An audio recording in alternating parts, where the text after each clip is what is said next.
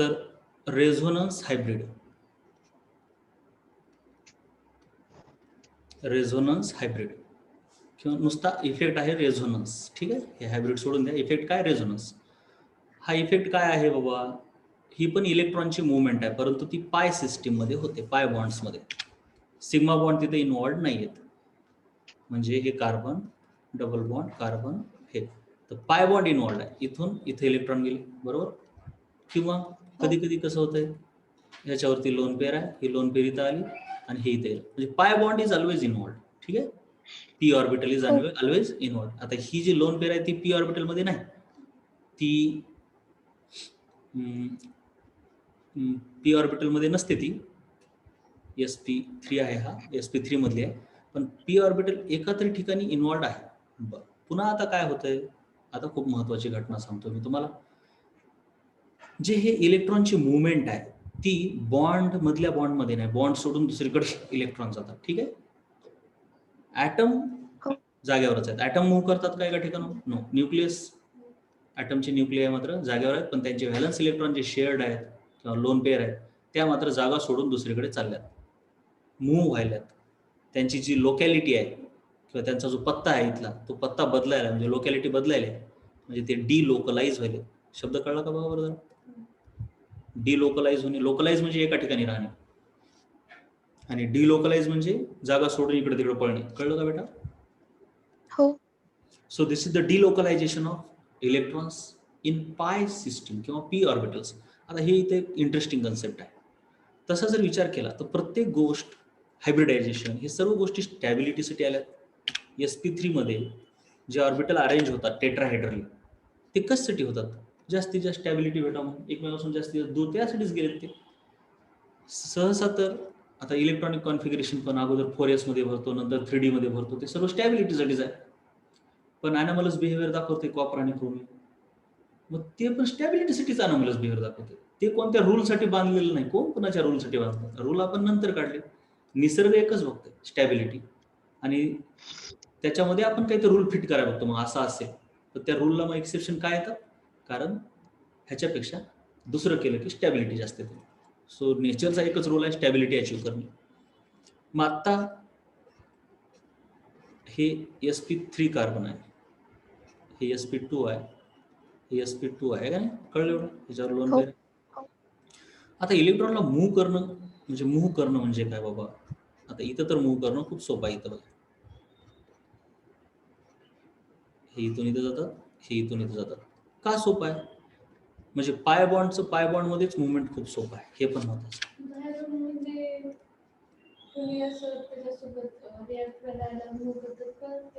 नाही, सतत मूव्ह करतात. तेच आपल्याला बघायचं आहे कसं. हे पहिला, दुसरा, तिसरा, चौथा. आणि पाय बॉन्ड असा झालेला असतो बघा, असा झालेला असतो, साईड वाईज आहे का नाही प्रतीक्षा? हो हो. हे बघा असं. आता बेसिकली काय असते, तुम्ही इलेक्ट्रोस्टॅटिक्स मध्ये बघितलं असेल, समजा इथे एक प्लस चार्ज आहे आणि किंवा आपण एक प्लेट कन्सिडर करूया इथं अशी प्लस. मग ह्या एका पॉइंटला पोटेन्शियल सेम असते बघा, ह्या त्या प्लेटपासून एका इक्वल डिस्टन्सवर पोटेन्शियल सेम राहणार ए पॉईंट आणि बी पॉईंटमध्ये, राईट का? पण सी पॉईंटचं पोटेन्शियल वेगळं असणार बेटा. हो. मग इथं जर एखादा निगेटिव्ह चार्ज आहे म्हणजे तो इलेक्ट्रॉन, हे प्लस म्हणजे न्यूक्लियस, तर हे इलेक्ट्रॉन ह्या ए बी लाईन वरून सी वर जायला त्याला त्रास होतो, कारण पोटेन्शियल वेगळं आहे ना. परंतु ए कडून बी कडे जाताना त्याला मूव्ह करायला काहीच त्रास होत नाही, एकदम इझिली मूव्ह करतो. जसं की तुम्हाला एका फ्लोअरवरून दुसऱ्या फ्लोअरवर जायला त्रास होते, कारण पोटेन्शियल वाढवावं लागतं. पण एकाच फ्लोअरवर तुम्हाला किती फिरायला काही वाटत नाही. So this is called as movement on equipotential surface. Equipotential सरफेसवरती इलेक्ट्रॉनची मुवमेंट सहज होते. कळलं का बेटा? हो. मग हे जे पी ऑर्बिटल आहेत हे सर्वांचे, हे ह्या न्यूक्लियस पासून सिम्युलर अंतरावर आहेत, बरोबर. म्हणून हे इक्विपोटेन्शियल सरफेस आहे आणि म्हणून इलेक्ट्रॉन सहज असे फिरू शकतात इकडून इकडे बरोबर. हो. पण इथल्या इलेक्ट्रॉनला तसं शक्य नाही का? कारण ह्याला जायचं म्हणजे असं असं जावं लागेल का? असं तर नाही जात आहे ना. आणि मग असं गेल्यावर ही इक्विपोटेन्शियल सरफेस नाही राहणार. म्हणून सिग्मा इलेक्ट्रॉनला बॉन्ड सोडून जाता येत नाही, पण ह्यांना सहज असं उड्या मारत जाता येत हो. इक्विपोटेन्शियल सरफेस असल्यामुळे. मग आता दुसरी गोष्ट आहे, रेझोनन्समुळे स्टॅबिलिटी खूप वाढते, खूपच वाढते. हे इंडक्टिव्हमुळे पण वाढते म्हटलं ना मी. असे प्लस आयमुळे कॅटायनची स्टॅबिलिटी वाढते बघा, हे दिल्यामुळे. हो. परंतु त्याच्याही पेक्षा जास्त ह्याची स्टॅबिलिटी खूप आहे. कारण का तर ह्यानं रेझोनन्स दाखवते, ह्यानं प्लस आय दाखवते, पण ह्यानं रेझोनन्स दाखवते. मग रेझोनन्सची स्टॅबिलायझिंग ॲबिलिटी खूप जास्त आहे. एवढं कळलं का बघा? हो. कळलं का एवढं? हो. मग असं का? इंडक्टिव्ह तर कळलं होतं. तर असं रेझोनन्सचं असं काय? कारण का ते इलेक्ट्रोस्टॅटिक्समध्ये कधी लक्षात ठेवायचं, इलेक्ट्रॉन आहे, इलेक्ट्रॉनची डेन्सिटी आहे बेसिकली. हे इलेक्ट्रॉन मूव्ह करायले असं तर म्हणलो मी. मग आता इकडून इकडं चालले, म्हणजे आता इथंची इलेक्ट्रॉनची डेन्सिटी आहे ती इकडं गेल्यामुळे काय व्हायला, कमी व्हायला, म्हणजे थोडंसं पसरायला. इलेक्ट्रॉन एका ठिकाणी राहिले म्हणजे हे असं होणार, एकाच रूममध्ये बांधून होते इथं. पण आता कसं इकडून इकडं हे पूर्ण पसरायलेत, पळायलेत आहे का नाही. हो. रँडमनेस वाढायला आहे, त्यांना जागा जास्त भेटायला आहे. मग तुम्ही चार्जला जेवढं जवळ ठेवचाल एकमेकाच्या, तेवढी त्याची एनर्जी जास्त असते. सारख्या चार्जला तुम्ही दाबून ठेवलं की त्याची एनर्जी जास्त असते. पण ते जर त्याला डिस्पर्स होऊ दिलं, इकडे तिकडे पळू दिलं, किंवा एखाद्या गॅसला तुम्ही एखाद्या कंटेनरमध्ये दाबून ठेवा, तर ते अनस्टेबल आहे. त्याला जागा भेटतच ती इकडे तिकडे पसरतं. पसरणे ह्याला डिस्पर्शन म्हणतात. So dispersion is naturally stabilising effect. हे कळलं का रे? हो. आणि याच्यामध्ये डिस्पर्शन झाले किंवा मुवमेंट ऑफ चार्ज झाले, म्हणून तो नॅचरलीच स्टॅबिलायझिंग इफेक्ट आहे रेझोनन्सचा. कळलं? आणि हो. रेझोनन्समध्ये स्टॅबिलिटी खूप जास्त भेटते as compare to inductive effect. Right, इथपर्यंत कळलं. मग व्हॉट इज रेझोनन्स? रेझोनन्स आता हे महत्त्वाचं आहे. आता इथं मी तुम्हाला हे सांगितलं की हे sp3 आहे आणि ह्याच्यावर लोन पेअर आहे. sp3 आणि हा जो बॉन्ड आहे तो p मधला आहे, बरोबर? हा बॉन्ड, हा बाय बॉन्ड, आणि ही लोन पेअर sp3 मध्ये आहे. मग p आणि sp3चं पोटेन्शियल सेम नसतंय, बरोबर? इक्विपोटेन्शियल नाही येते. म्हणून इलेक्ट्रॉनला हो. इथून इथं जाणं एवढं सोपं आहे का? नाही. मग काय होत असतंय बऱ्याच वेळेस, हे ॲटम तसा तर आतापर्यंतच्या नियमानं sp3 आहे, परंतु जर ह्याला रेझोनन्समध्ये भाग घ्यायला भेटत असेल तर तो sp3चं कन्व्हर्जन स्वतःचं sp2 मध्ये करून घेतो, आणि sp2 मध्ये केलं की एक p ऑर्बिटल रिकामा झाला. मग त्या p ऑर्बिटलमध्ये ही लोन पेअर ठेवून देतो. मग आता हे p ऑर्बिटलमधली इकडे जाऊ शकते सहज. So even atom changes its hybridization to participate in resonance. Why? Because resonance is more important for it. कारण स्टॅबिलाइज व्हायचं ना त्याला. मग sp3 पण त्यानं स्टॅबिलिटीसाठी अचीव्ह केलं होतं, पण त्याच्यापेक्षा रेझोनन्समुळे फायदा झाला. तर ते म्हणते मला sp3ची गरज नाही, sp2 करतो आणि p ऑर्बिटलला पाय सिस्टीममध्ये कन्वर्ट करतो, आणि ते मग काय इलेक्ट्रॉन एकमेकांमध्ये मिक्स होत राहते. कळलं का बरोबर बेटा? हो. राईट. रेझोनन्ससाठी हायब्रिडायझेशन देखील चेंज होतात. आता पुढे molecule showing resonance cannot be represented by single Lewis structure. हे महत्वाचं आहे. आता बेसिकली तुम्ही जर बघितलं तर हे बेन्झिन आहे.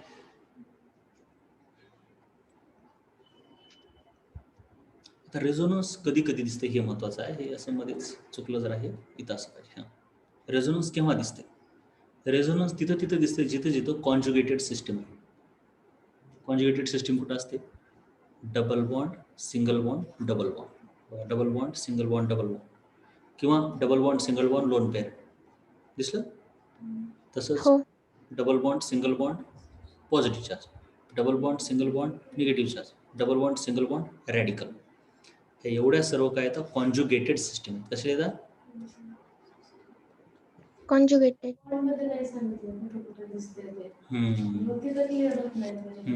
असं झालंय का? मग इथं इथं दिसते. ठीक आहे. मग आता हे असं झाल्यावर कुठं पण नाही, हे कॉन्जुगेटेड सिस्टीम मध्ये असं दिसते. मग आता इथं बघ कसं होतंय, कार्बन हे डबल बॉन्डचा काय होणार, सिंगल बॉन्ड, आणि हा सिंगल बॉन्ड कशात कन्वर्ट होणार,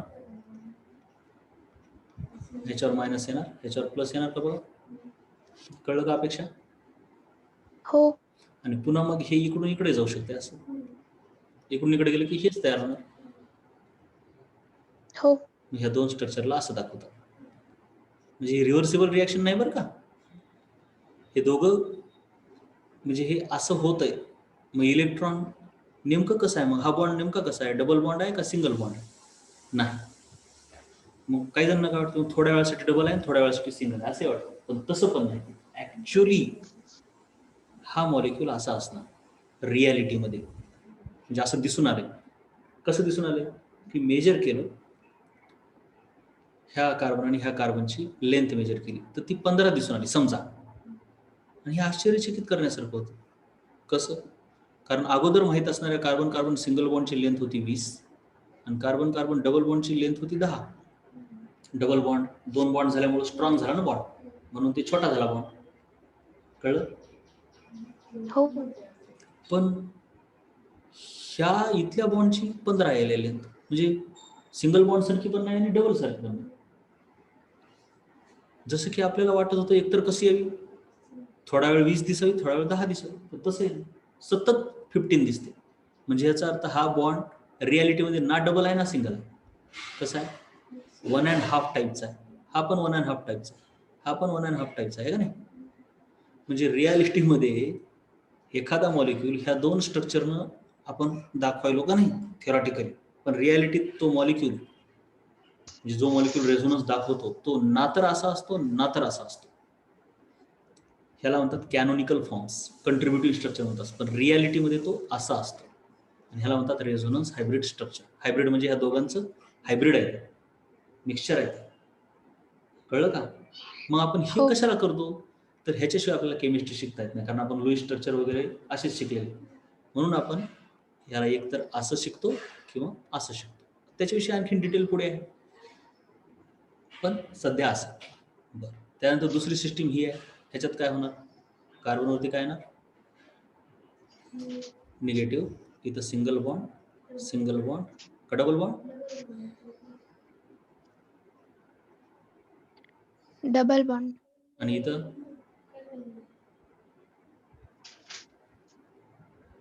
no lone pair. No lone pair. Charge -2 नाही +2. नाही +1 ना बेटा. का? कारण का तर एकच इलेक्ट्रॉन चुरला आहे ना, 2 दिले त्यानं, पण एक हा. त्याच्याकडे राहतो आणि एक कार्बनला जातो. हो. आणि ह्याच्यावर चार्ज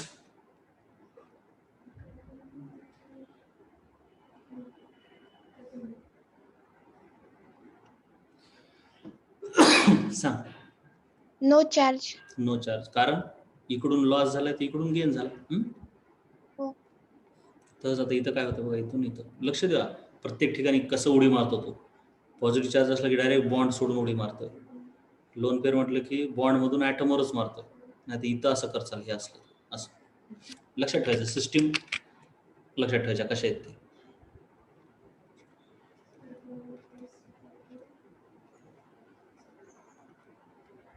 बरोबर आहे का? हो.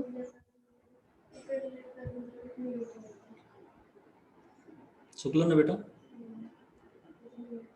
इथं प्लस आला, कार्बनवर ह्या कार्बनवर मायनस आला पाहिजे का?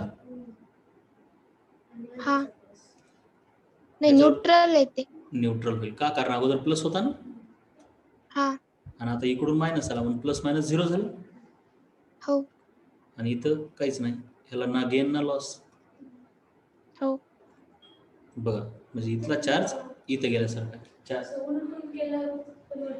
आणि उलटून केलं हो ना, मग ते तसंच असते ऍक्च्युली. मग हे इकडून इकडं पण जाऊ शकते, म्हणूनच हे ना असं दाखवतात ना, हे दोघं एकमेकाचे कॅनोनिकल फॉर्म आहेत, कंट्रीब्युटिंग स्ट्रक्चर आहेत. ते काही रिव्हर्सिबल रिॲक्शन नाहीये, कळलं का? हो. म्हणजे हे ऍक्च्युली असं होत नाही. तिथं भांड्यामध्ये जर हा मॉलिक्यूल ठेवला, हे असं इकडे जातो मग इकडे येतो, असं काही होत नाही. जसं की रिॲक्शन असते ना रिव्हर्सिबल, तिच्यामध्ये कसं होतं, ए बी कडे जातो आणि बी पण ए कडे येत असतो. बट इथं तसं काहीच नाही, फक्त थेरॉटिकली गोष्टी आहेत. रियालिटीत ना असं आहे ना असं आहे. रियालिटीत काय ते नंतर बघू. पुन्हा ह्याचं काय होणार, इथं काय येणार सांगा.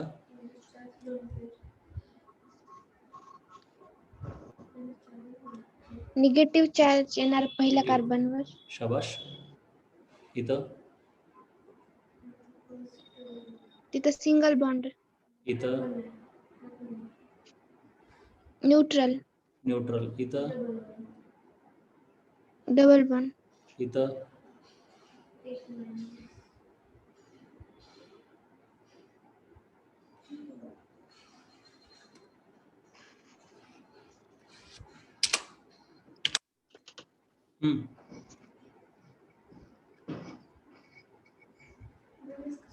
एक लॉस झाला त्याला. हो. मग एक लॉस झाल्यावर काय होईल, +1. +1 आणि आधीचं -1. हो. कळालं का मग कसं होईल, न्यूट्रल. न्यूट्रल. आणि इथं बघा आता, इथं काय येईल, एक इथं सिंगल बॉन्ड. इथं नो चेंज. इथं डबल बॉन्ड. इथं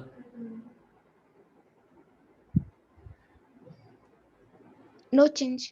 नो चेंज. परंतु रॅडिकल नाही. कळलं आता. हो. आणि हे प्रत्येक स्ट्रक्चर दोघांना असं दाखवतात. दाखवण्याची पद्धत बघा बरं काय, हे अशी नाही, अशी नाही, डबल हेडेड ॲरो. कळलं का, बोथ साइडेड ॲरो. हे बघा, कळलं ना. हो. मग आता ह्याची प्रॅक्टिस केल्यावरती येते हळूहळू, काळजी करू नका. मग आता आपण हे बघितलं की जे रेझोनन्सचा शोध कुठं लागला, ऍक्च्युली बेन्झिन पासून लागला. तर बेन्झिन मध्ये केकुले नावाचा सायंटिस्ट आहे, त्यांनी हे स्ट्रक्चर प्रपोज केलं होतं. मग त्याच्यानुसार बॉन्ड लेंथ ह्याची छोटी, ह्याची मोठी, ह्याची छोटी, ह्याची मोठी यायला पाहिजे, पण तसं होत नव्हतं. सर्वच कार्बनच्या बॉन्ड लेंथ सेम रियालिटीत दिसून आल्या. आणि मग त्याच्यामध्ये असं नंतर सांगितलं की असं होत असणार, हे डबल बॉन्ड इथं उडी मारतो, म्हणजे हे असं रेझोनन्स तयार होतं याच्यात. बरोबर जरा. आणि मग आता हे डबल, इथला सिंगल होणार, इथं डबल आहे की नाही. मग बरोबर, हो. इथं आधी डबल होता, ते सिंगल झाला, हा डबल झाला. कळायला की ह्या दोन गोष्टीमध्ये काय अल्टर, डबल बॉन्डनं पोझिशन चेंज केलं. हो. मग इलेक्ट्रॉन असे मूव्ह करतात पाय सिस्टीम मध्ये, म्हटलं की कुले. आणि बाबा ना तर रिअल बेन्झिन असं आहे ना तर असं, तो ह्या दोघांचा हायब्रिड आहे. हायब्रिड म्हणजे कसं की हे सिग्मा बॉन्ड तर फिक्स आहे, पण डबल बॉन्ड हा पूर्ण इथं पण आहे, इथं पण आहे, इथं पण आहे, इथं पण आहे, इथं पण आहे. म्हणून त्याला कसं असं गोल दाखवतात. कळलं. हो. म्हणजे हा रिअल बेन्झिन आहे, हे रिअल नाहीच आहे. हे उगा आपण समजण्यास, म्हणजे रिॲक्शन वगैरे काढण्यासाठी देतो. So the real benzene, it exists as structure third, and this is called as the resonance hybrid structure. आणि ह्या दोघांना म्हणतात कॅनोनिकल फॉर्म किंवा कंट्रीब्युटिंग स्ट्रक्चर्स. कळलं. हो. आता हे महत्वाचं आहे. आता जे रेझोनन्स, आता इथे एक ठीक आहे, सोपा आहे. बस कधी कधी कसं असतं, हे असं हे.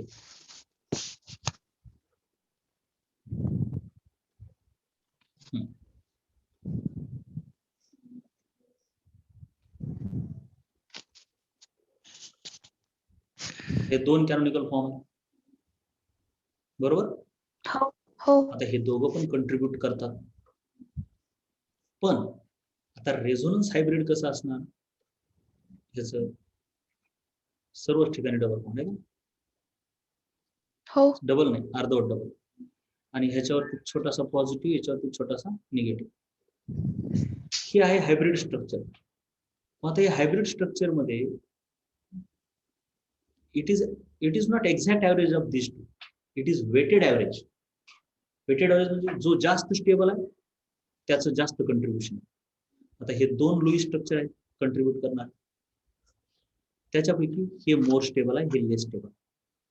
मग कसं ठरवायचं, आता बेन्झिनच्या बाबतीत हे दोघं पण सारखेच होते ना, म्हणून दोघं सेम स्टेबल होते, म्हणून दोघांचं कंट्रीब्युशन याच्यामध्ये सेम आहे. पण जर असे कॅनोनिकल फॉर्म वेगवेगळे असतील हे का नाही, तर कोणतं रेझोनन्स स्ट्रक्चर मोर स्टेबल आहे हे बघणं गरजेचं आहे. तर ते रेझोनन्स स्ट्रक्चर मोर स्टेबल असते जे हे नियम फॉलो करते. हे नियम काय आहेत ते जरा आरामात बघूया. बघ,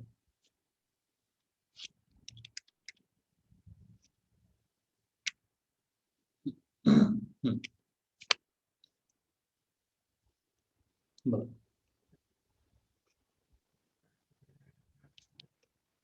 एवढं कळलं की पाय सिस्टीम मध्ये इलेक्ट्रॉनची मुवमेंट म्हणजे रेझोनन्स.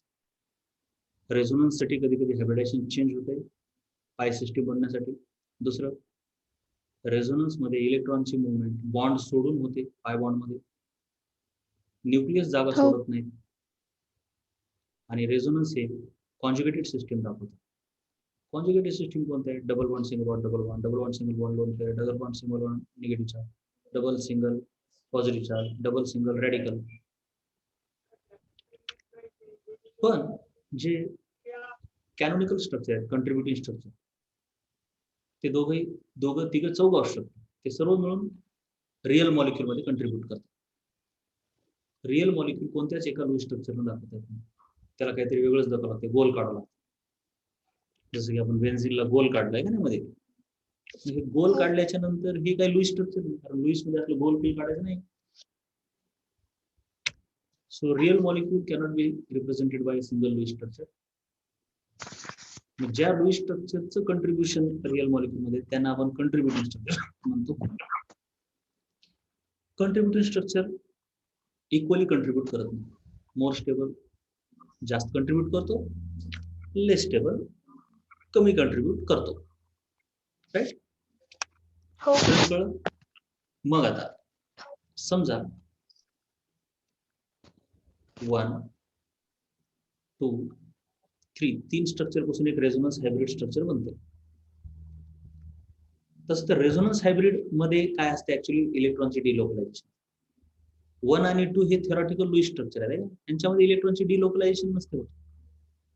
फक्त ह्याच्यानंतर हे तयार होऊ शकतो असं आपण दाखवतो. But Lewis structure as such dynamic नाही, ते स्टॅटिक, म्हणून ते एवढं स्टेबल आहे का? नाही.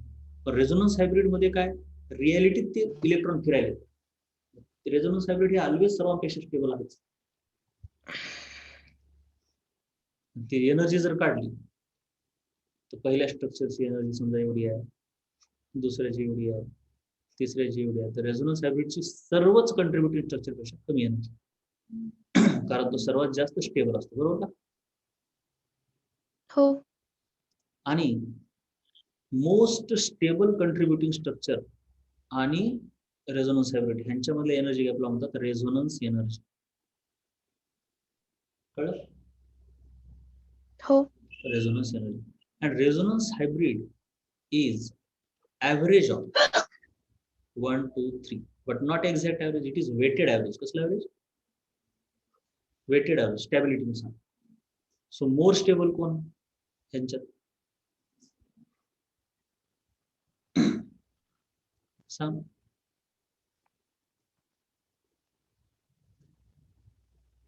हॅलो अपेक्षा? हा सर. हा, ह्या तिघांमध्ये मोर स्टेबल कोण आहे? इकडे एनर्जी आहे त्यांची. तिसरा. तिसरा का?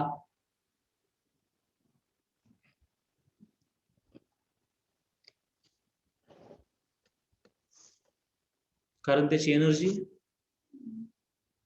कमी आहे म्हणून. कमी आहे. आपण काल काय बघितलं, एनर्जी आणि स्टॅबिलिटी डायरेक्ट असतात का इनवर्स? इनवर्स. इनवर्स. तिसऱ्याची एनर्जी कमी आहे म्हणून त्याची स्टॅबिलिटी जास्त आहे. जास्त. एवढं कळलं? हो रेझोनन्स हायब्रिड मध्ये सर्वात जास्त कंट्रीब्युशन कोणाचं असणार? सांग. जे जास्त स्टेबल आहे त्याचं. हा, त्याचं जास्त कंट्रीब्युशन आहे. मग कोण आहे? तिसरा. तिसरा. म्हणून तिसऱ्याची कंट्रीब्युशन रेझोनन्स हायब्रिड मध्ये जास्त. जास्त. कळलं? हो. आता पुन्हा एक छोटासा प्रॉब्लेम केमिस्ट्रीचा. मी जे सांगायलो ते हळूहळू हॅरी पॉटरचं स्टोरी शिकवल्यासारखं वाटतं. बरोबर का? म्हणजे हे खरंच असलं काही असते का असं वाटायला. एक्झॅक्टली असं. आणि त्याच्यामुळं ते जरा सब्जेक्ट असं वाटतं की खरंच असं असेल का, मग ते पटत नाही. जसं की फिजिक्स मध्ये फिक्स माहिती आहे बाबा, your displacement is given by 3t² plus 5t, then find its velocity. काय वेलोसिटी म्हणजे याचं डेरिव्हेटिव्ह काढायचं, म्हणजे आहेच ना, असंच यायला पाहिजे, आणखीन काय येणार आहे. ते एक्झॅक्ट सायन्स आहे, है की नाही. हो. बट केमिस्ट्रीमध्ये ते हळूहळू रेझोनन्स कडे गेल्यावर तर ते हळूहळू असं वाटायला लागते की उगाच सायंटिस्टला स्वप्न पडलं, मग आता कुणाला काही कळणार झालंय, मग काहीतरी थेरी तर दिली पाहिजे, म्हणून त्यांना जे मनात येईल ते उगं लिहित गेला असं वाटायला लागतं. बरोबर का? परंतु हो. हळूहळू ह्याच्यामध्ये ज्यावेळेस डीप स्टडी करत जातात त्यावेळेस मग कळते की अरे असंच असायला पाहिजे, आणखीन काय असं कळलं. त्यामुळं हो. डोक्याला ताप न घेता मस्त उगं लक्षात ठेवायचं हे असंच आहे. हा, म्हणजे मला हे हो. सुरुवातीला केमिस्ट्रीमध्ये खूप प्रॉब्लेम झाले होते असे, पण नंतर ते पटायला लागते. होऊ शकते, असं काही प्रॉब्लेम नाही. बघा, मग आपण हे तर बघितलं resonance is shown by conjugated system, जे की double bond, single bond, double bond, single bond किंवा लोन पेअर डबल बॉन्ड हे बघितले आपण कॉन्जुगेटेड सिस्टीम, आहे का नाही. हो. बरं, आता आपल्याला काय बघायचंय.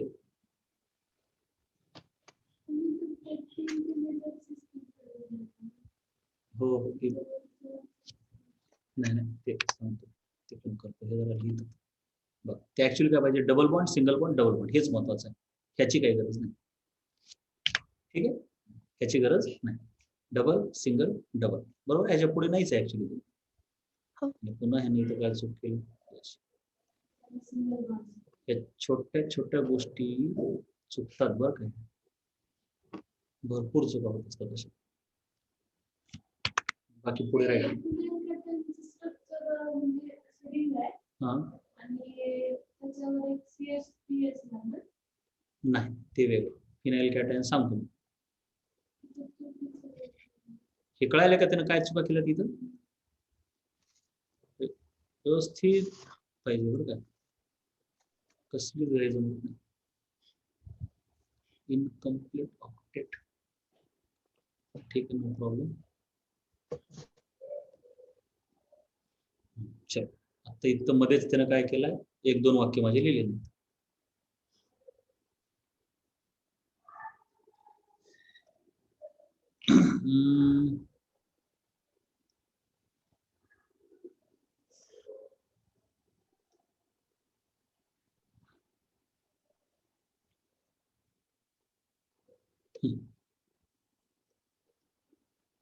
आता पहा, मी काय म्हटलं होतं, real structure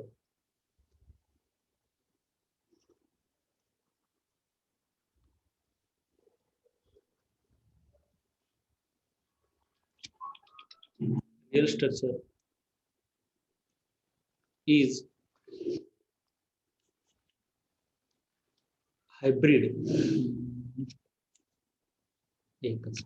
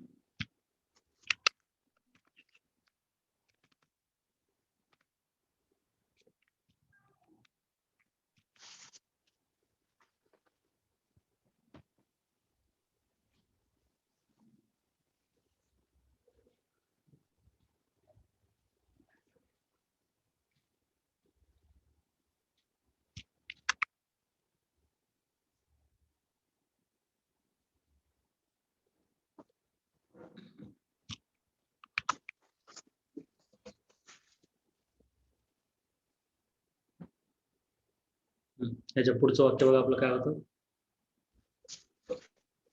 molecules showing resonance cannot be represented by single Lewis structure.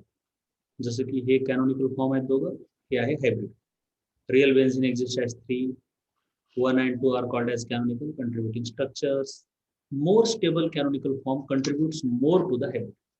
मग आता मोर स्टेबल कॅनॉनिकल स्ट्रक्चर कोण आहे हे ठरवायचं आपल्याला, ही खूप महत्वाची गोष्ट असते.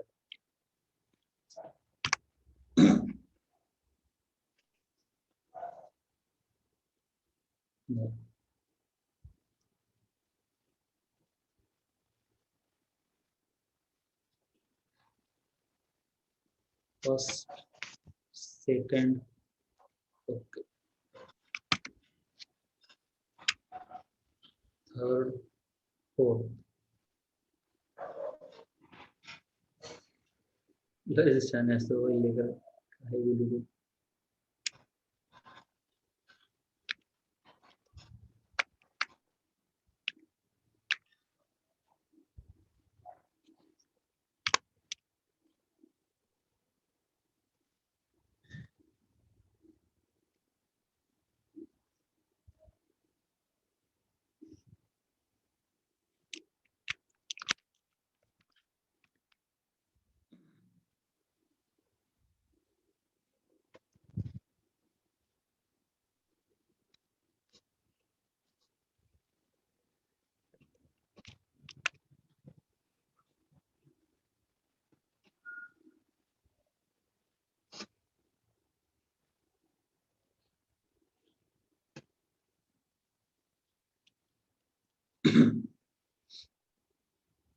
सर्व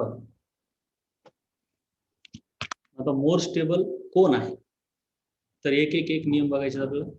मोर स्टेबल कॅनॉनिकल फॉर्म तो असतो ज्याच्यामध्ये सर्व ऑक्टेट कंप्लीट आहेत सर्वांची. त्याच्यानंतर काय बघायचं, जर सर्वांचे तर ऑक्टेट कंप्लीट आहे दोन्ही कॅनॉनिकल फॉर्मचे, तर मग पुढची क्रायटेरिया काय, ऍटलीस्ट त्या कमीत कमी चार्ज ज्याच्याकडे आहे तो मोर स्टेबल आहे. त्यात जर चार्ज असला तरी निगेटिव्ह चार्ज मोर इलेक्ट्रोनिगेटिव्ह ॲटमवर असला पाहिजे आणि पॉझिटिव्ह चार्ज मोर इलेक्ट्रोपॉझिटिव्ह ॲटमवर असला पाहिजे. तर बघूया आपण. तर बघा, तर हे जे पहिलं आहे मोर stable structure should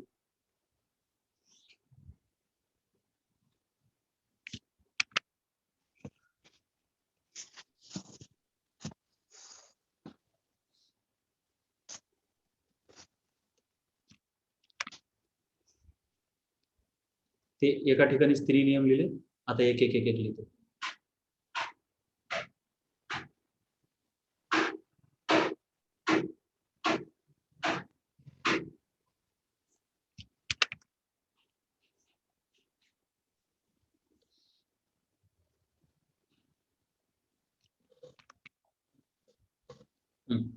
more stable structure should have complete octet of all atoms. हे पहिला नियम, पहिल्यांदा ते बघायचं. जसं की तुम्ही जर बघितलं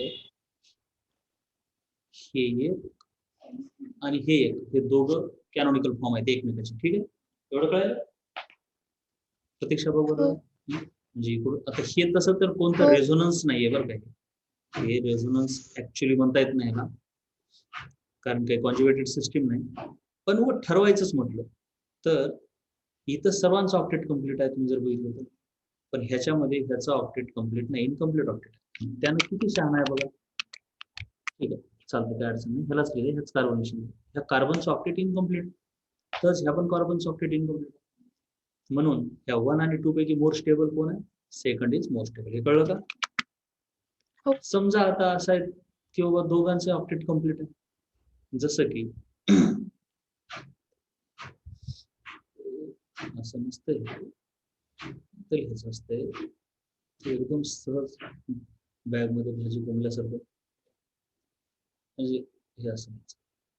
आता तुम्ही जर बघितलं त्याच्यानंतर हे दोन स्ट्रक्चर बघा, तर ह्या दोन स्ट्रक्चर मध्ये तसा जर विचार केला तर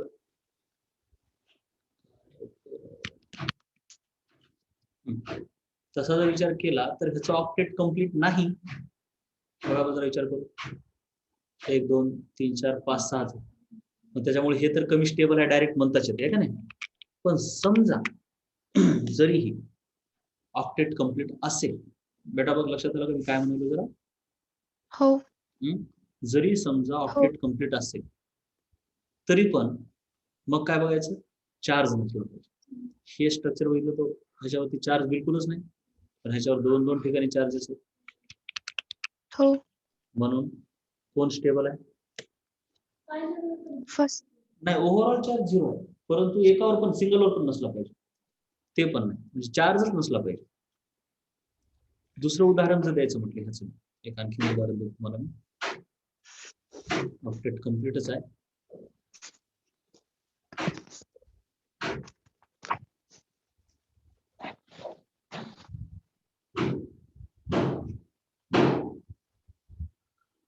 single loan pair, single one, double one आहे का इथे? हो.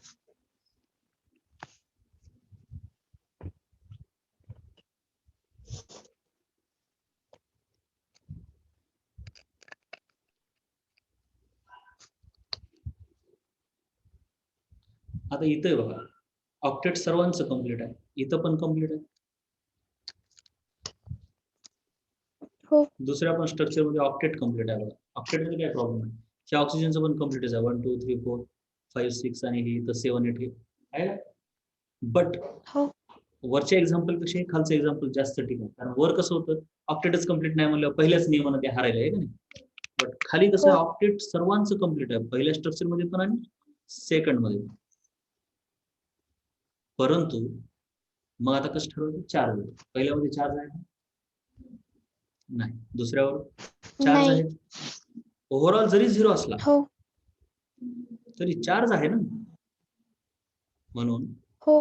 1 is more stable in both cases. कळलं का रे बेटा? हो. ओके.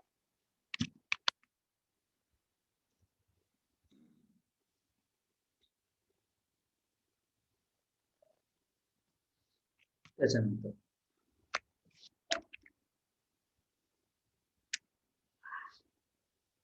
तिसरा रूल आपला,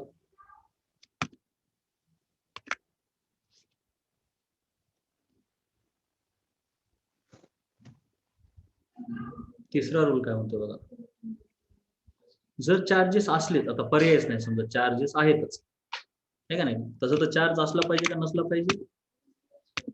बोल बेटा. नसला पाहिजे. नसला पाहिजे. पण समजा आता चार्ज असेल, पर्याय नाही, तर मग काय म्हणते की बाबा निगेटिव्ह चार्ज, बघा नियम तिसरा नियम, की निगेटिव्ह चार्ज म्हणजे मोर stable structure should have negative charge on more electronegative atom and positive charge on less electronegative atom. म्हणजे चार्ज नसलाच पाहिजे, आणि समजा असेल तर चार्ज मोर इलेक्ट्रोनिगेटिव्ह वरती निगेटिव्ह असला पाहिजे, कारण मोर इलेक्ट्रोनिगेटिव्ह वाला निगेटिव्हला सहन करू शकतो का नाही.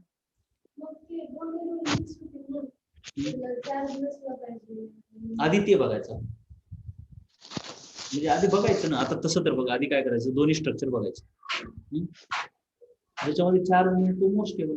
पण आता इथं दोन स्ट्रक्चर बघितले, दोन्हीकडे पण चार्ज आहेतच. काय म्हणाल तुम्ही, अविपॅकचे नियम तुम्ही कशाला होता, अगोदर पहिला नियम बघता आहे का, प्रतीक्षा अपेक्षा. हो. म्हणजे अगोदर तुम्ही काय बघणार, चार्ज नाही का. पण तुम्हाला आता काय दिसेल, तुम्हाला काय करतं, अचानक पुढे स्ट्रक्चर येते, ह्या दोघांपैकी कोण स्टेबल आहे सांगा म्हणतात, आहे का.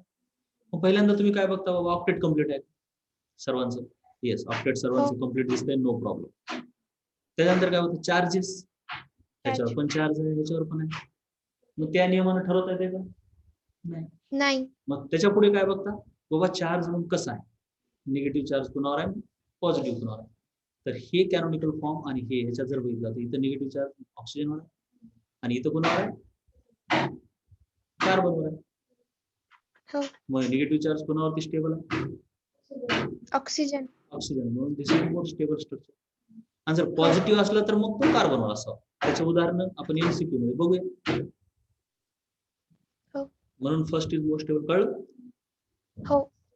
आणि तसं तर मग आता ते लगेच घेतलं, तसं लगेच घेतलं उदाहरण, ते पण निगेटिव्ह चार्जचं आणि पॉझिटिव्ह चार्जचं.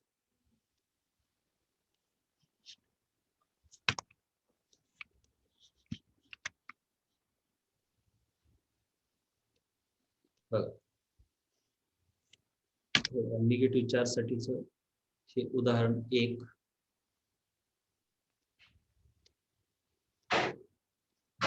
आणि पॉझिटिव्ह चार्ज साठीचं हे उदाहरण 2. हे बघा, हे उदाहरण 2. ठीक आहे. त्याच्यानंतर नेक्स्ट उदाहरण पॉझिटिव्ह चार्जचं कसं उदाहरण आहे बघूया जरा. पॉझिटिव्ह चार्ज हो. ऑक्सिजनवरती इथं पॉझिटिव्ह चार्ज आहे. नंतर काय झालं, इथून इथं गेलं मग दाखवायला पाहिजे.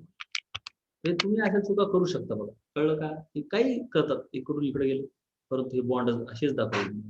अशी मुवमेंट झाली, अशी मुवमेंट झाली. इथं प्लस चार्ज झाला.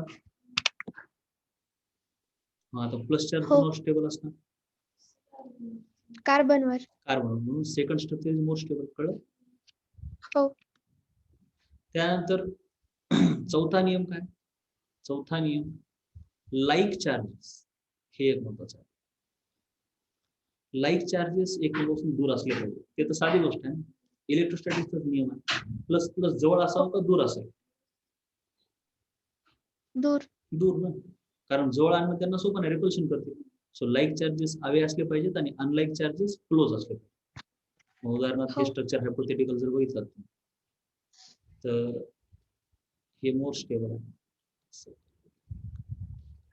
हे मोर स्टेबल आहे. स्टेबल. आणि इथं कोण पहिलं का दुसरं स्टेबल?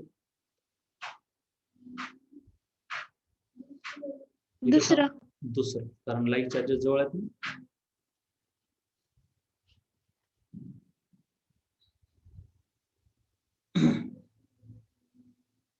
कळलं असेल, कळलं असेल केसेस. हो. त्यानंतर आता रेझोनन्स हायब्रिड हे कंट्रीब्युटिंग स्ट्रक्चर पेक्षा कधीही मोर स्टेबल आहे. कळलं का? हो. मग कंट्रीब्युटिंग स्ट्रक्चर मध्ये पण एक जण पेक्षा दुसरा जास्त स्टेबल असू शकतो, आहे का नाही? हो. जसं की इथं 1 is more stable than 2. So more stable contributing किंवा कॅनोनिकल फॉर्म आणि रेझोनन्स हायब्रिड मधल्या एनर्जी गॅपला आपण काय म्हणतो? Resonance energy. हो. हे पण कळलं? मग आता कॅनोनिकल फॉर्म्स जे आहेत contributing structure, they do not actually exist. ते पण म्हणले बरोबर का? हो. इन डिफरंट, वेगळे शब्द आहेत. In different canonical forms positions of atom are same. Atom बदलत नाही, फक्त इलेक्ट्रॉन मूव्ह होतात. बरोबर का? हो. All canonical forms are valid Lewis structures and have same number of electron. इलेक्ट्रॉनची संख्या सेमच राहते, फक्त मूव्ह होतात इलेक्ट्रॉन. आणि सर्व व्हॅलिड लुईस स्ट्रक्चर असतात. तुम्हाला कॅनोनिकल फॉर्म म्हणजे काही पण काढता येत नाही, व्हॅलिड लुईस स्ट्रक्चरच काढावं लागतं. म्हणजे तुम्ही बेन्झिन एक असा काढला की त्याचं दुसरं कंट्रीब्युटिंग स्ट्रक्चर तुम्ही असं काही पण नाही काढू शकत, असं 4 बॉन्ड इथं, कारण ती व्हॅलिड लुईस स्ट्रक्चर नाही. हो.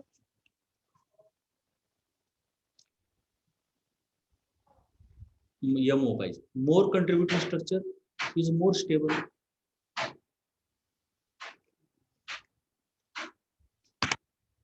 हे पण सांगितलं ना? हो. More contributing structure is more stable.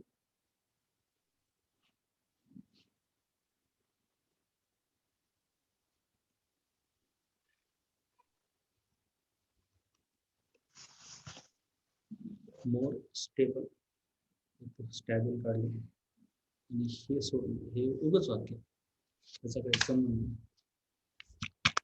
More contributing structure towards resonance hybrid should be more stable किंवा मोर स्टेबल. हे okay okay okay okay okay, no problem, no problem. याचा अर्थ काय की समजा कंट्रीब्युटिंग स्ट्रक्चरची संख्या जास्त असेल, म्हणजे कॅनोनिकल फॉर्मची संख्या, मोर नंबर ऑफ 4 च्या ऐवजी 5 कंट्रीब्युटिंग स्ट्रक्चर झाले की रेझोनन्स हायब्रिड तेवढंच जास्त स्टेबल असतं. कळलं का? हो. म्हणजे जेवढे जास्त कंट्रीब्युटिंग स्ट्रक्चर तेवढा इलेक्ट्रॉन फिरायला. हो. जसे इंडक्टिव्ह इफेक्टचे 2 टाईप आहेत, प्लस आणि मायनस. तसेच रेझोनन्सचे पण दोन टाईप आहेत, प्लस आर आणि मायनस आर. रेझोनन्स सारखाच मेझोमरिक इफेक्ट असतो, तो छोटासा फरक आहे, त्याची काय आपल्याला गरज नाही. मेझोमरिक रेझोनन्स सारखंच समजायचं, ठीक आहे. प्लस म्हणजे देणे, मायनस म्हणजे घेणे. जसं की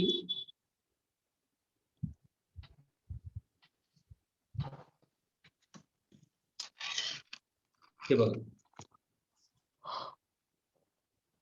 आता हे जर ग्रुप बघितलं, हा हा काय करतोय, इथून इथं इलेक्ट्रॉन देतो, इथून इथून घेतलं, तर ह्या ग्रुपनं ह्या इकडच्या चेन कडून इलेक्ट्रॉन काढून घेतले का नाही? बरोबर. जरा अपेक्षा अपेक्षा हो. हं.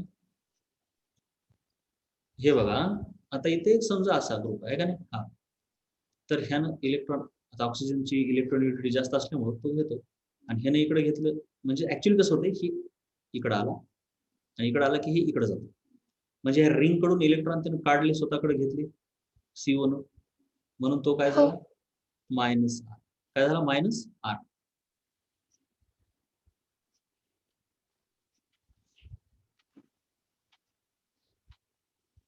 आणि समजा एखादा ग्रुप असा आहे, लोन पेअर आहे, त्याने इकडे दिलं, रिंगला दिलं का रिंग कडून काढलं, रिंगला दिलं. मग ह्याला म्हणायचं प्लस आर. कळलं? हो.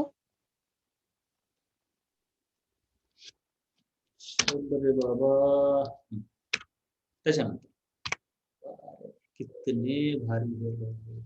कसं काढतात बघा, मी वर्गात एवढं सांगतोय त्यांना, तरी पण हे बघा इथे म्हटलं, हे असतात, ऍक्च्युली एक्झिस्ट करतात असे लोक, माहिती आहे. एवढं सांगूनही अक्षर नुसतं सुंदर काढून होत नसतं बेटा. मला एक सांगा, अक्षर एवढं छान काढतंय त्यानं, आणि हे कुठं NH2 कुठं लिहिलंय, मी म्हणतोय बाबांनो असं नसतं, हे असं नसतं, NH2 असं नसतो लिहायचा, पण तुम्हाला पण सांगायला, तरी पण तुम्ही तसंच करता. एन नायट्रोजन सोबत बॉन्ड आहे ना, तिथं काढा, त्याला फेकून देऊ नका कुठं. H2. त्याच्यानंतर सर्वात मोठी चूक तर त्यानं हे केलंय की इथून इलेक्ट्रॉन इथं द्यायला नाही, ऍटम वरून बॉन्ड मध्ये जातो बेटा इलेक्ट्रॉन. हो. हे बरोबर कळलं का? हो. आणि दुसरी महत्वाची गोष्ट आहे की रेझोनन्स होण्यासाठी कॉन्जुगेटेड सिस्टीम पाहिजे. त्याचा विचारच केला नाही तुम्ही, म्हणजे इथं डबल बॉन्ड काढणं किती गरजेचं आहे, हे काढलेच नाही, हो. बरोबर. हो. आणि हे असं, म्हणजे ह्या चुका तुमच्याही होऊ शकतात, तुम्ही लक्ष द्या. पुन्हा हे इथं बघा, असं चुकलं, हे कसं रे.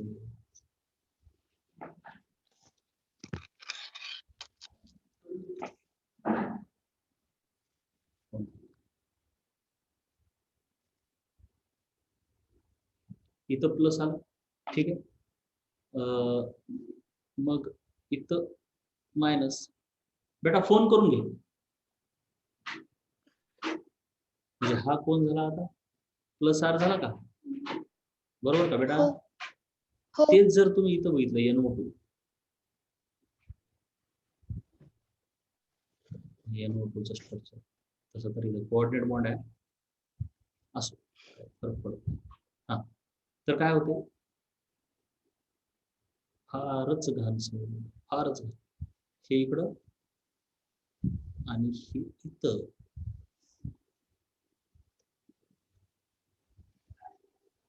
ह्यानं काय केलं, काढून घेतलं ना, म्हणून हा काय झाला, मायनस आर. सर. कळलं, मायनस आर आणि प्लस आर. हो. मग आता सहसा असं माहित असू दे की एवढे सर्व हे बेन्झीन निघालं की प्लस आर म्हणून काम करतात, आणि एवढे सर्व मायनस आर म्हणून काम करतात. पण ते काही पाठ करायची गरज नसते, सोपं आहे. कसं, जर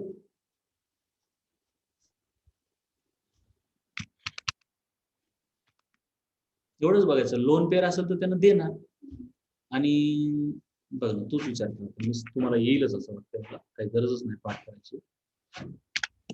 बघ काय होऊ शकतंय,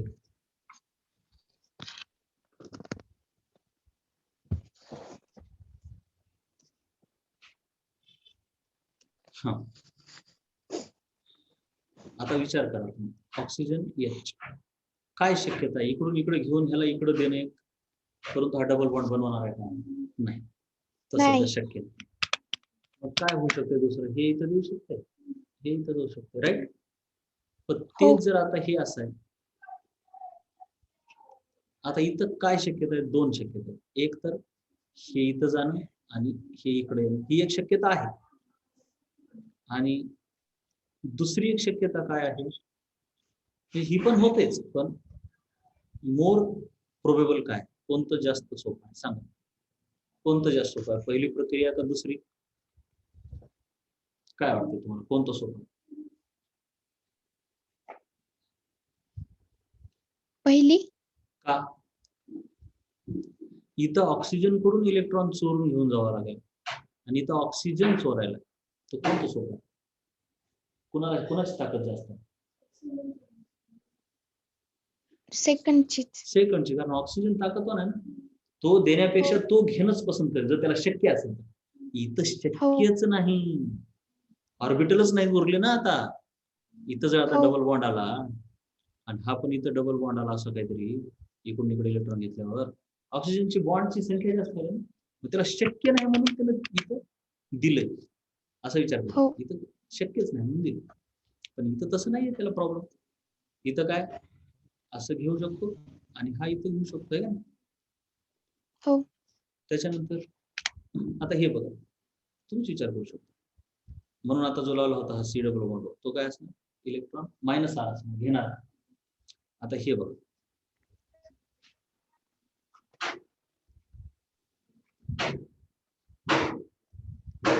NH2, आता ह्याला घेणं शक्यच नाही. कुठं घेणार? अगोदर तर तुमच्या अशा डोक्याच्या पुढे ऑर्बिटल आले, ऑर्बिटल पूर्ण भरलेत का नाही नायट्रोजनचे? हो.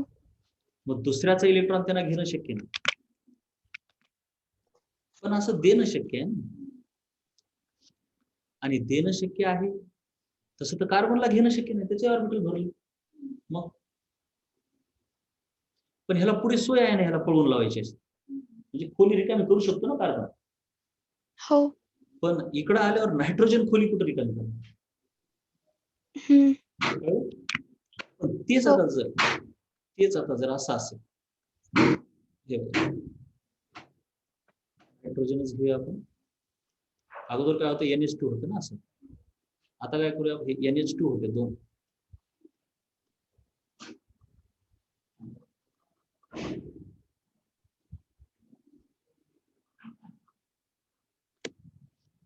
आता बघा, NH च्या ऐवजी मी काय केलं इथं, C O, हा, लोन पेअर असं. मग अगोदर ह्याला इकडं देणं शक्यच नव्हतं. कळलं का नाही? का नाही इकडं का देणं शक्य नाही, सांग बरोबर. हायड्रोजन एकच बॉन्ड करू शकतो. हायड्रोजन कडे शक्यता नाही डबल बॉन्ड करायची. आता ह्या लोन पेअरच्या दोन शक्यता आहेत, एक खाली जाणं, कारण का हे इकडून रिकामं करू शकते, दुसरं हो. इकडे जाणं, कारण का ऑक्सिजन इकडे रिकामं करून देऊ शकते. मग आता कुणीकडे जाईल, 1 का 2, कोणतं शक्य आहे, सोपं कोणतं, फास्ट? 1 कडे. का 1 कडे का?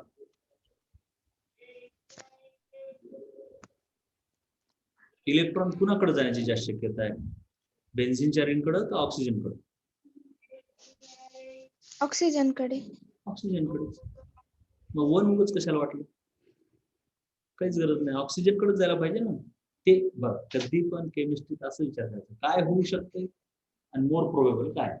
एक्झॅक्ट सायन्स नाही येते, आर्ट आहे बऱ्यापैकी. म्हणजे तुम्हाला तर काहीच हो. आर्ट नाही, नीटला काहीच नाही. फिजिक्स हे आर्ट नाही, फिजिक्स हे कसं आहे, सायन्स आहे. तुमचं 5वी 6वी पासून डोकं असलं की ते काय चालत राहतं डोकं, मॅथ्स पण लॉजिक. पण ऑर्गॅनिक केमिस्ट्री तुम्ही बघसाल, इंटेलिजंट असून येत नाही ती, ते एक आर्ट आहे. 11वी 12वी नीट मध्ये नाही, पण IIT चे प्रश्न सोडवा तुम्ही, ते वेगळंच वाटते. काय सुरुवातीला काय असं फिश मध्ये असं वाटत नाही की काय विचित्र व्हायला, असं वाटत नाही, कधीच वाटत नाही. कारण हो असंच पाहिजे, मला सुचलं नाही असं वाटतं. पण ऑर्गॅनिक मध्ये असं का होत नाही, सतत असं वाटायला लागतं. तुम्हाला नाही, नीटवाल्याला नाही, IIT मध्ये. आणि एक विशिष्ट नंबर ऑफ प्रॉब्लेम सोडवले, एकदा तसे 2-4 चांगले चॅप्टर सोडवले, मग ते अरे असंच व्हायला पाहिजे ना, आणखीन काय व्हायला पाहिजे, असंच होतं. ती एक आर्ट झालं, त्याला म्हणतात आर्ट, जिथे की एक्झॅक्ट रूल लावू शकत नाही तुम्ही, बट ते तुमचं ब्रेन आपोआप नंतर त्याला अडॅप्ट. मग आता इथं सांग बरं, कळलं काय? हो. राईट. मग आता हे n इथं प्लस आर म्हणून काम करलं, पण इथं मायनस आर म्हणून केलं, एवढं कळलं? हो. तुम्हीच सांगा, तुम्ही बताओ काय होऊ शकते असं. हे असं आहे, हे असं आहे, हे असं, हे असं. आता काय करूया आपण, आता काय होऊ शकतं, ही लोन पेअर द्यायला स्कोप आहे का?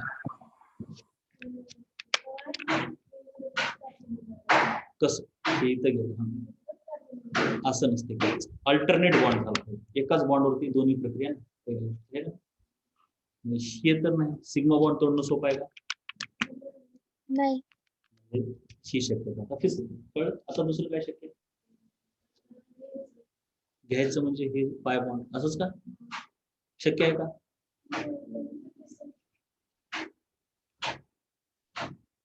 असं शक्य आहे का?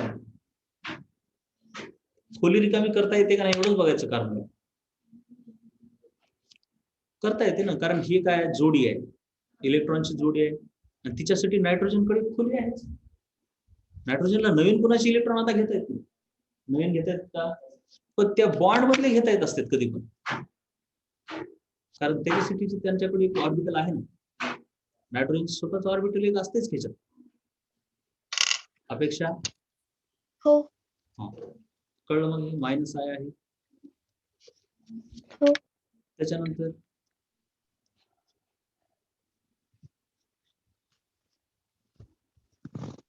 हॅलोजन.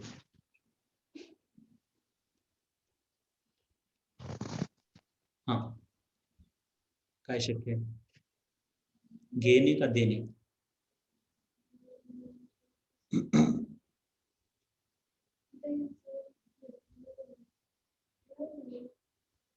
देऊ शकते. हो ना, देऊ शकतो. Lone pair, single bond, double bond, no problem. कळलं? म्हणून कसं आहे, प्लस आर का मायनस आर? Plus R. आणि इंडक्टिव्ह देईल का घेईल?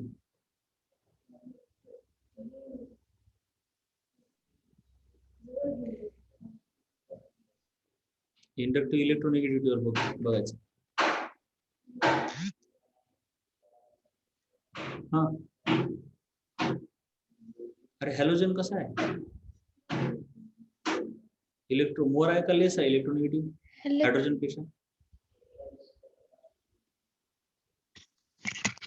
हॅलोजनचं आठवत नाही का तुला? मोर इलेक्ट्रोनेगेटिव्ह. म्हणून असं होईल का? हो. म्हणजे इंडक्टिव्ह तो मायनस आहे आणि रेझोनन्स न प्लस आर आहे.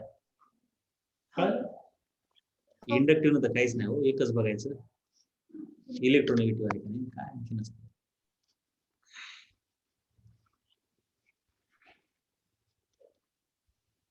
इंडक्टिव्ह हा काय करेल, ऑक्सिजन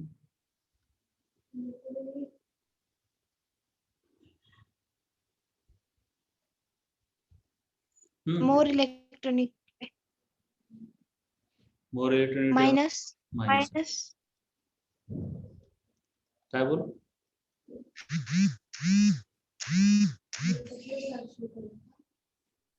मायनस आहे बरोबर का? हो. परंतु रेझोनन्स न काय करेल, प्लस आर. घेईल का देईल?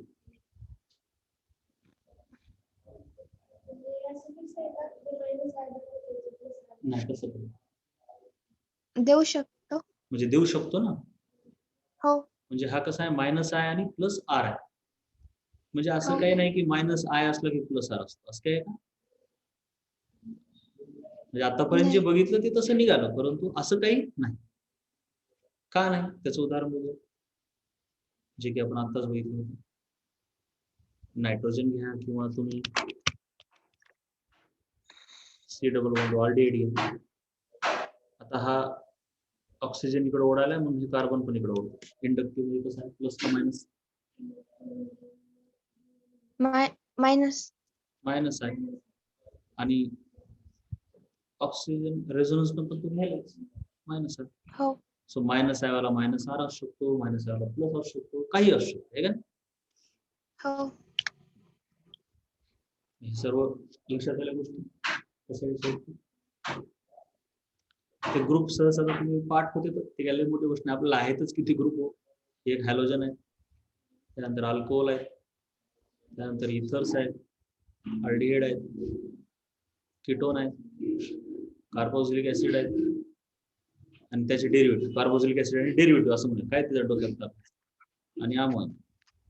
तसं जर तुम्ही विचार केला तर सरळ मी तुम्हाला सांगतो, OH, OR आणि अमाइन हे सर्व मायनस आय पण प्लस आर आहे. आणि बाकीचे CHO म्हणण्याचे अल्डिहाइड कीटोन दोन्ही एकत्रच घेतो बघा. अल्डिहाइड कीटोन आणि कार्बोक्सिलिक ऍसिडचे डेरिव्हेटिव्ह.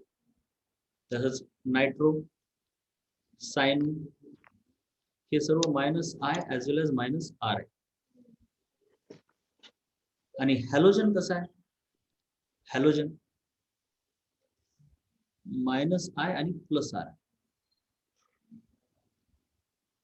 म्हणजे इथं चला ह्याच्यात चला आहे का, ह्यांच्यात चला हो.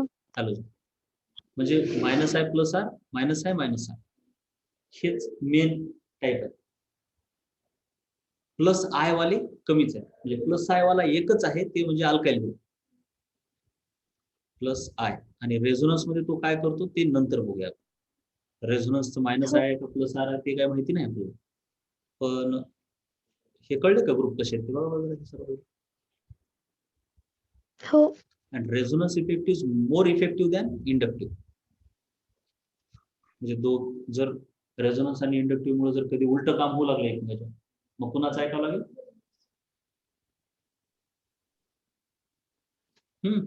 अपेक्षा काय? मी काय म्हटलो ऐकू आलं नाही का? हा. Resonance effect is more pronounced than inductive, हो. More dominant. मग कुणाचं ऐकावं लागेल? जर समजा एखाद्या वेळेस एखाद्या रिएक्शन मध्ये प्रोडक्ट यायला, एक यायला रेझोनन्स, रेझोनन्स. रेझोनन्सचं ऐकावं लागेल. ठीक आहे, जर एकमेकाच्या उलट काम हो. करू लागले तर रेझोनन्स नुसार काम करायचं. आणि हो. एकच आहे हॅलोजन ज्याच्यामध्ये resonance is less than inductive, बाकी कुठंच तसं नाही.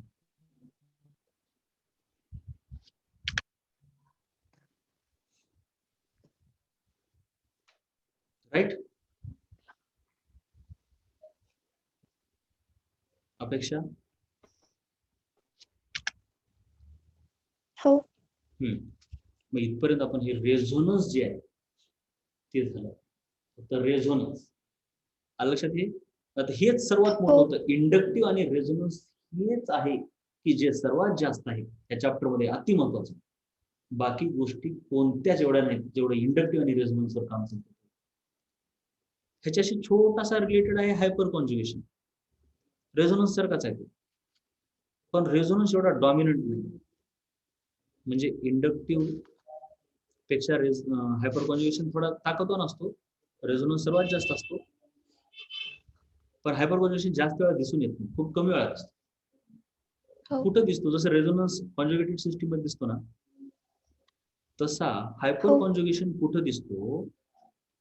तर अशा ठिकाणी दिसतो, जरा नीट लक्ष द्यावं लागेल. जिथं सर्वात पहिले तर तुम्हाला आधी हे माहित पाहिजे की अल्फा कार्बन म्हणजे काय. त्याला जर फंक्शनल ग्रुप म्हटलं तर ह्याला अल्फा कार्बन म्हणतात. बघा जरा अल्फा कार्बन आधी समजून घ्या. बघ,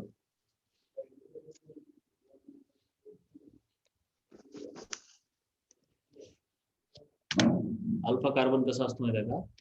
कार्बन कार्बन कार्बन कार्बन. इथं हा आहे फंक्शनल ग्रुप, कळलं का बेटा?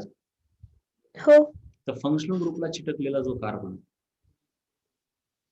त्याला चिटकलेला कार्बन म्हणजे अल्फा कार्बन.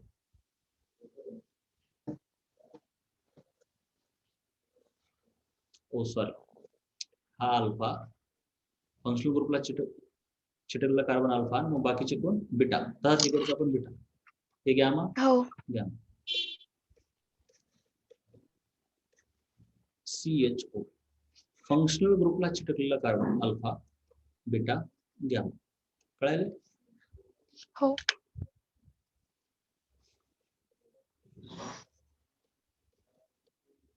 फंक्शनल ग्रुप त्याला चिटकलेला कार्बन अल्फा, हे पण अल्फा, बीटा बीटा गॅमा. आपण ह्याला अल्फा डॅश असं डॅश म्हणू. बीटा कार्बन 2 आहेत, अल्फा 2 आहेत, पण गॅमा वाले 2 नाही त्याच्यात. फंक्शनल ग्रुप कधी कधी कार्बन न बनलेला असतो, कधी कधी नसतो. जसं की अल्कोहोल कार्बन न बनला नाही म्हणून त्यात कसं होतं, डायरेक्ट हाच कार्बन अल्फा आहे, हा नाही. कळलं? हो. मग तसं अल्किन मध्ये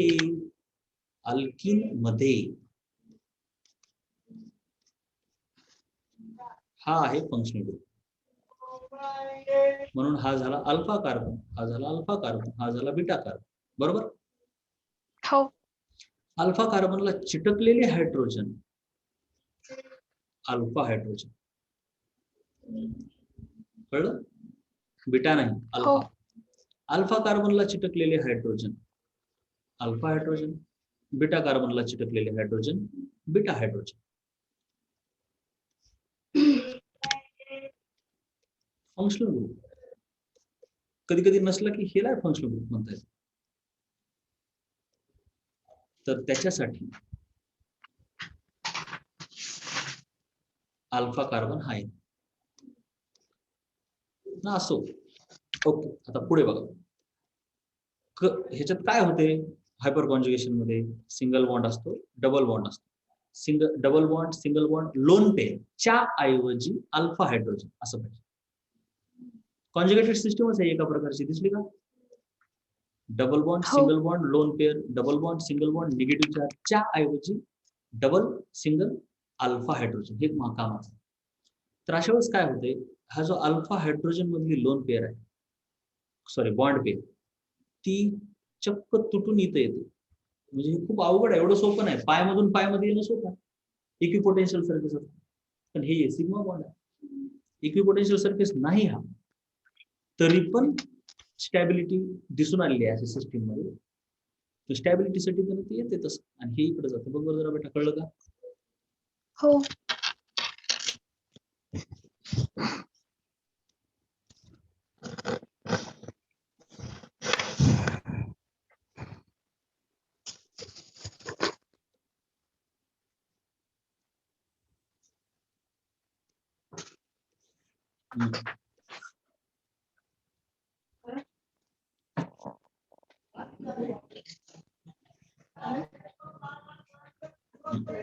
तर ह्याच्यापासून स्ट्रक्चर कसं तयार होतं बघ जरा. ह्याच्यापासून स्ट्रक्चर कसं तयार होतं?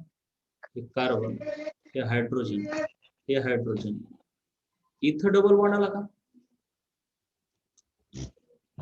हो. आणि इथं निगेटिव्ह चार्ज आला, हो. आणि इथला बॉन्ड निघून गेला, काहीच नाही आता इथं प्लस चार्ज आला.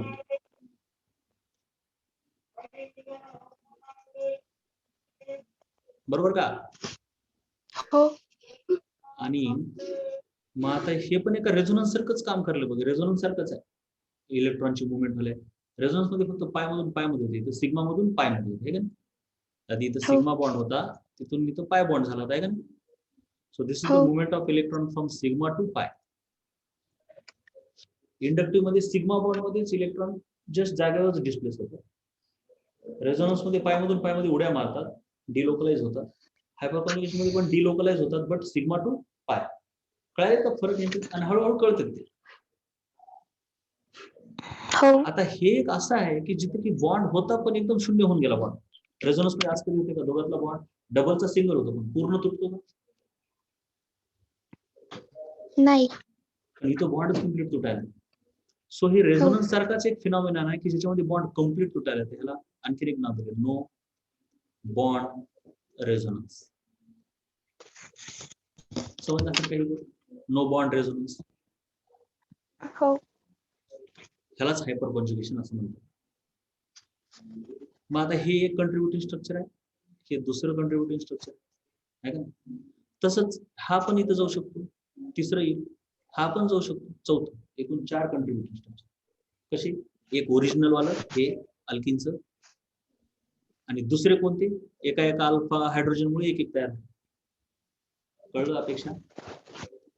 हो. जर अल्फा हायड्रोजन 3 असतील तर एकूण कंट्रीब्युटिंग स्ट्रक्चर 4 होईल. हो. अल्फा हायड्रोजन 4 असतील तर कंट्रीब्युटिंग स्ट्रक्चर 5 होईल. अल्फा हायड्रोजन 8 असतील तर कंट्रीब्युटिंग स्ट्रक्चर 9 होतील. कळायला? हो. So more number of alpha hydrogen means more number of contributing structures in hyperconjugation. हो. आणि म्हणून स्टॅबिलिटी त्याची जास्त असणार. कंट्रीब्युटिंग स्ट्रक्चर जास्त झाले की जास्त इलेक्ट्रॉन फिरले ना, हो. म्हणून त्याची स्टॅबिलिटी जास्त. कुणाची? ज्याची, हो. ज्याच्याकडे अल्फा हायड्रोजन जास्त आहे. हो. जसं की हे बघा, आता ह्याच्याकडे अल्फा हायड्रोजन किती येतं? इकडे हे अल्फा नाहीत बरं का, हे नाही, हे आहेत अल्फा. कळलं का? हो. मग याच्याकडे अल्फा हायड्रोजन 6 आहे, म्हणून हा 7 कंट्रीब्युटिंग स्ट्रक्चर दाखवतो. जर हा जर बघितला तर त्याच्याकडे अल्फा हायड्रोजन किती होते?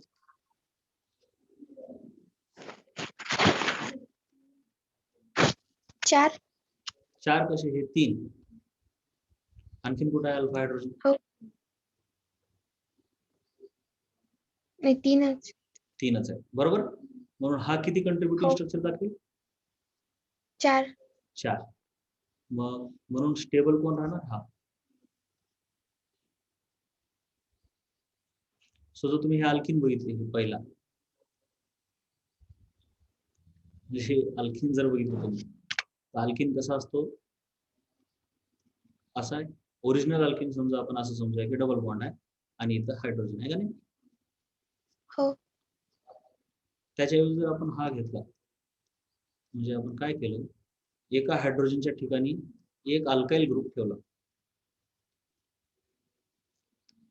त्याला CH3 लिहा किंवा R लिहिलं तरी चालेल थोडक्यात. मग आपण सबस्टिट्यूट केलं काय? Hydrogen is substituted by alkyl group. कळलं का रे? हो. It is substituted by 2 alkyl groups. हो. म्हणून ह्या अल्किनला म्हणतात मोनो सबस्टिट्यूटेड अल्किन. कसलं? कारण एकच सबस्टिट्यूशन केलं ना. हो. ह्याला म्हणतात डाय सबस्टिट्यूटेड. बोल काय म्हणायचं? डाय सबस्टिट्यूटेड. डाय सबस्टिट्यूटेड. मग ह्याच पद्धतीत जर तुमच्या पुढे असं अचानक आलं,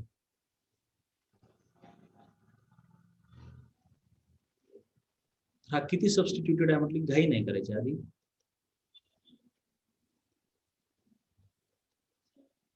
स्ट्रक्चर काढायचं असं. किती सबस्टिट्यूटेड आहे? 3. 3 try substituted. Substitute. Try substituted, बरोबर आहे. हो.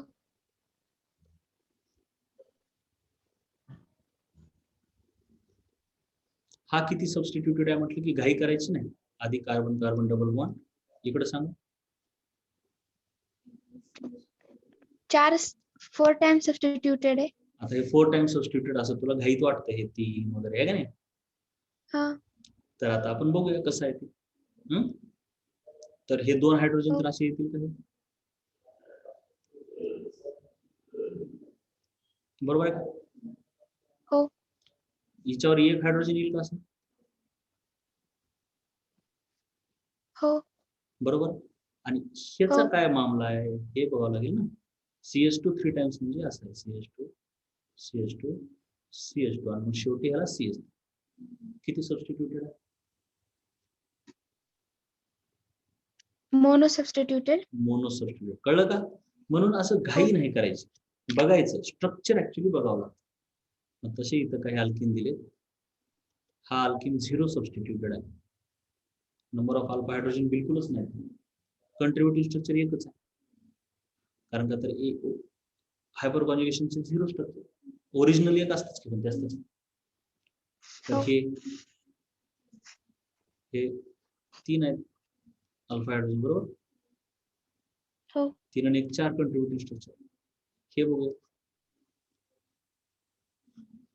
हे डाय सबस्टिट्यूटेड इकडं आणि इकडे ट्राय सबस्टिट्यूटेड आहे, बरोबर का. हो.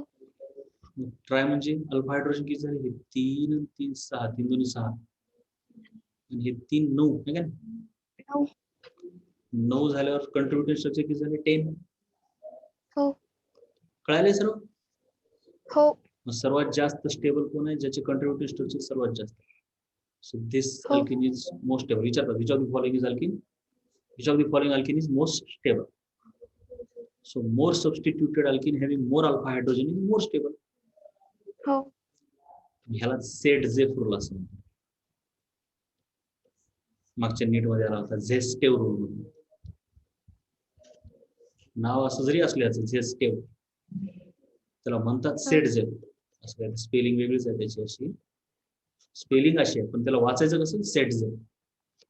So what is Saytzeff rule. जर एखाद्या रिएक्शन मध्ये अल्किन तयार होत असेल तर मोर स्टेबल अल्किन तो असतो जो मोर सबस्टिट्यूटेड असतो. हो.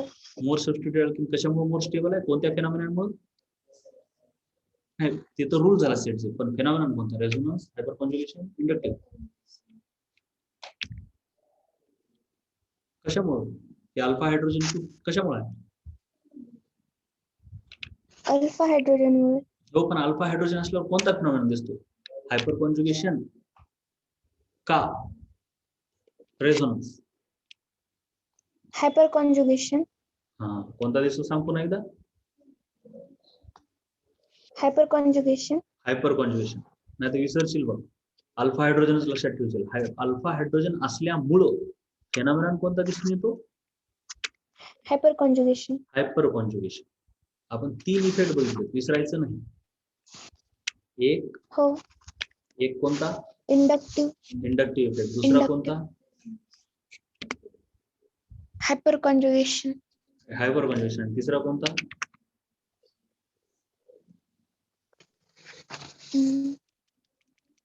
इंडक्टिव्ह. हा. हा, पुन्हा एकदा सांग, एक कोणता पहिला.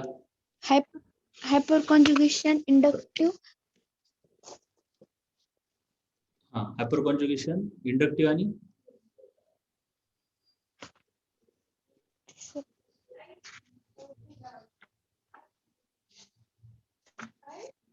बोल बोल.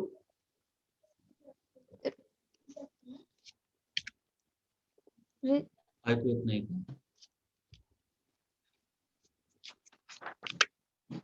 इलेक्ट्रॉनिक नाही. इलेक्ट्रोमेरिक एक आहे, बरोबर आहे. ते तर बघ, ते छोटा आहे, ते काय बघायची गरज नाही. इलेक्ट्रोमेरिक. बोल तू. हायपर तिन्ही इफेक्ट येतात सांग मला. Mesomeric, resonance effect, inductive effect आणि hyperconjugation effect. Hyperconjugation. ह्याच्यामध्ये सर्वात मोठा आहे रेझोनन्स. हो. त्याच्यानंतर कोण आहे महत्वाचा, इंडक्टिव्ह इफेक्ट. आणि हायपर नाही नाही नाही, रेझोनन्स नंतर महत्वाचा आहे हायपर कॉन्जुगेशन. महत्वाचा म्हणजे डॉमिनेटिंग. जास्त वेळा लागतो इंडक्टिव्ह, परंतु डॉमिनेटिंग कोण आहे,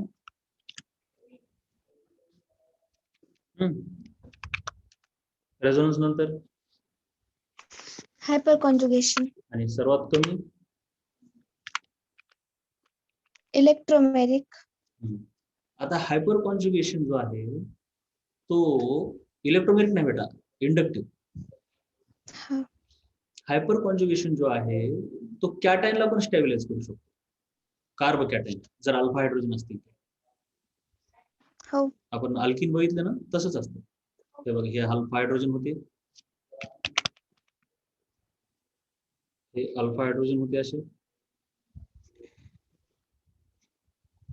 इथं फक्त डबल बॉन्डच्या ऐवजी आपल्याकडे काय असणार, कॅटायन.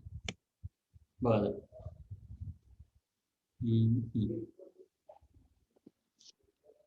अल्फा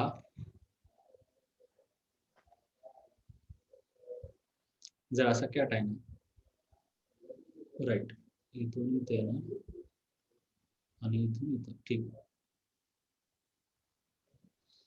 तर हे इथे येते बरोबर आहे आणि हा प्लस चार इकडे जातो म्हणजे कॅटायनला देखील स्टॅबिलाइज करतो कोण हायपर कॉन्जुगेशन कार्ब कॅटायनला देखील स्टॅबिलाइज करतो असं काढून दाखवतो इथं पण हे कंट्रीब्युटिव्ह स्ट्रक्चरला असंच लिहितं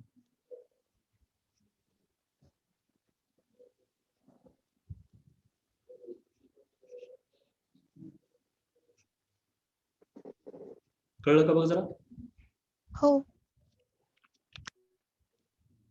काही हायपर कॉन्जुगेशन स्टॅबिलायझर्स कार्ब कॅटायन हे पण झालं आता लास्ट जे इलेक्ट्रोमेरिक इफेक्ट आहे तो काहीच नाही तो म्हणजे काही कामाचा असतो टाइमपास असतो इलेक्ट्रोमेरिक इफेक्ट परंतु रिएक्शन मध्ये खूप लागतो पण कॉम्प्लिकेटेड काहीच नाही त्यात एकच असते कार्बन ऑक्सिजन किंवा कोणतेही डबल बॉन्डची सिस्टीम समजा असेल तर एखादा ग्रुप म्हणजे सध्या तर काय असते की इलेक्ट्रॉन कुठंच मूव्ह होत नाही पण समजा जर ह्याच्याजवळ एखादा ग्रुप अप्रोच केला एखादा ग्रुप कोणता इलेक्ट्रोफाईल न्यूक्लिओफाईल जर अप्रोच केला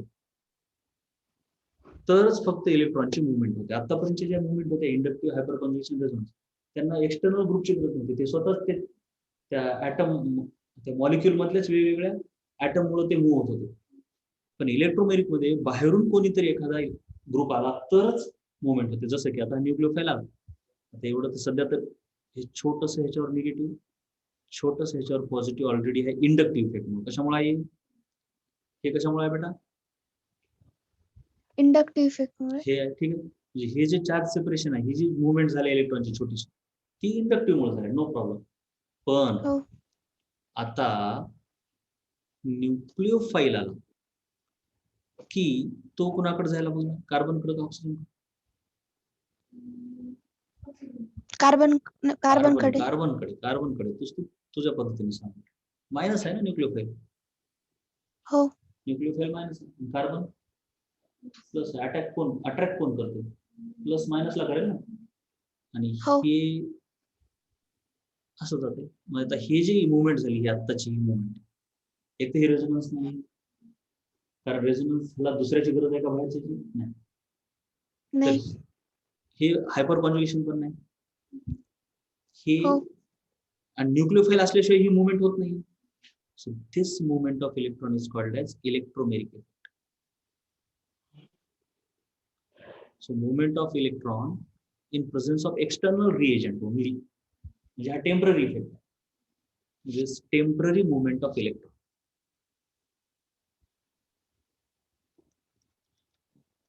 this is temporary movement of electron in presence of external reagent है का नाही हो हे खूप महत्वाचं आहे आणि असं झाल्याच्या नंतर काय होईल तयार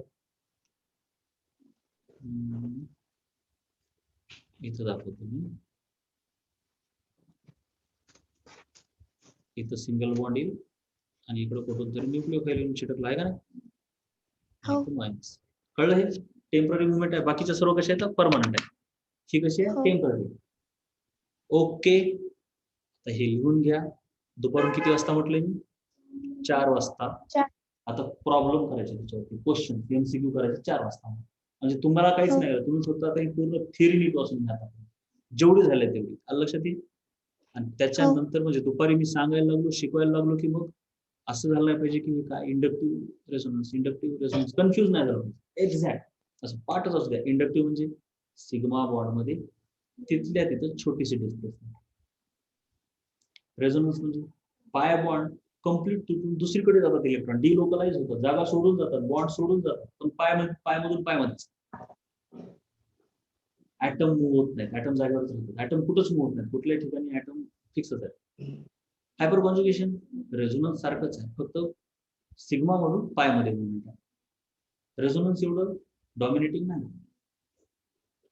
हायपर कॉन्ज्युगेशन जे रेझोनन्स सर्वात डॉमिनेटिंग, नंतर हायपर कॉन्ज्युगेशन, नंतर इंडक्टिव्ह.